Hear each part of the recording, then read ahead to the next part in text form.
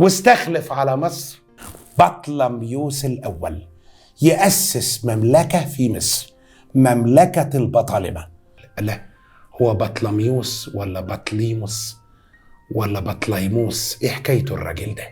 الحكاية كلها ان اسمه باللغة اليونانية بطالميوس، بطالميوس، فممكن تعربها تقول عليها بطلميوس، او تعرب بطليموس، او تعرب بطليموس، مش هنختلف.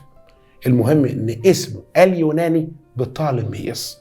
وفي اللغات الأجنبية الحديثة دلوقتي وانت بتتكلم انجليزي يقولوا عليه طالميوس، البي الأولانية عشان حرفين ساكنين في الأول فما ننطقش البي الأولانية.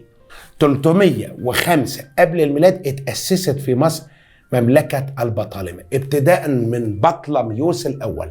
البداية كانت عند بطلميوس الأول، جه بعد منه بطلميوس الثاني، بعد منه بطلميوس الثالث، بطلميوس الرابع. لا هي الناس دي فاضيه ما وراهاش حاجه بقى ولا ايه؟ ما عندهمش غير بطلميوس ولا ايه؟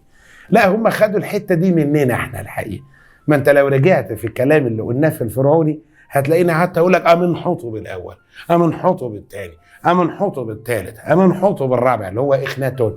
نفس المنطق، تحتمس الاول، تحتمس الثاني، هم عجبتهم قوي الحكايه دي. فكل الملوك الرجال في هذه الأسر اسمهم بطلميوس، بنرتبهم من الأول لغاية ال15.